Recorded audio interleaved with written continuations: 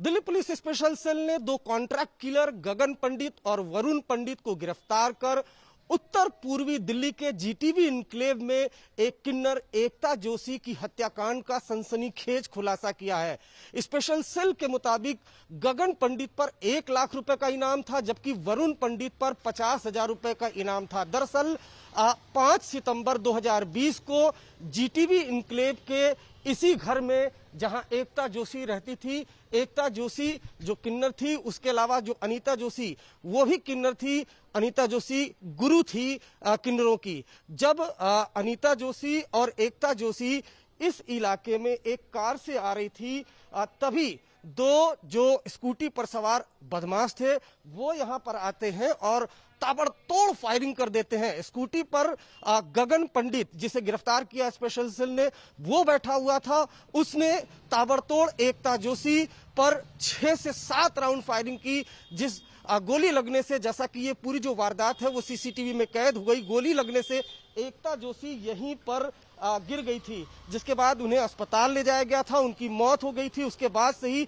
पूरे मामले की तफ्तीश की जा रही थी। लेकिन स्पेशल सेल के हाथों गिरफ्तार गगन ने जो खुलासा किया है वो बेहद चौंकाने वाला खुलासा है। दरअसल गगन ने खुलासा किया है कि किन्नर एकता जोशी को मारने के लिए 55 लाख रुपए की सुपारी दी थी, और ये सुपारी किसी और ने नहीं बल्कि किन्नरों के दूसरे गुट ने, जिनके नाम सोनिया, वर्षा और मंजूर आलम है, इन लोगों ने दी थी। और दरअसल एकता जोशी जो किन्नर है, उसकी हत्या किन्नरों के बीच वर्चस्व की लड़ाई का एक नतीजा था। दरअसल जो दूसरा गुट है, जिन लोगों ने 55 लाख की सुपारी दी थी, उनका कहना था कि जो पूरा यमुना पार का इलाका है वहां पर पैसों का कलेक्शन वो करेंगी, जबकि जीटीबी इनक्लेव की इस आलीशान कोठी में रहने वाली एकता जोशी और अनीता जोशी वो इस पूरे इलाके में, खासकर यमुना पार में, पैसों का कलेक्शन करती हैं।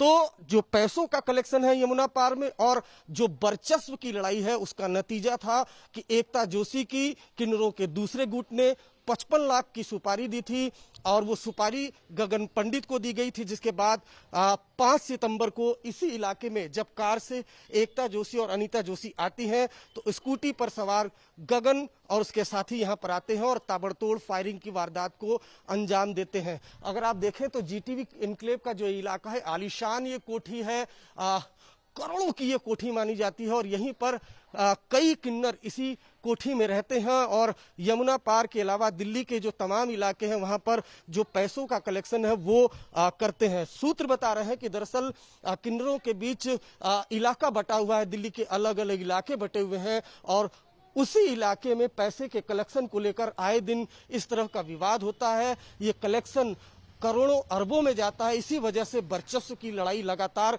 किन्नरों के कई गुटों के बीच चल रही है, और उसी लड़ाई का नतीजा था कि एकता जोशी की हत्या कर दी गई थी, और इस हत्या के लिए 55 लाख की सुपारी दी गई थी।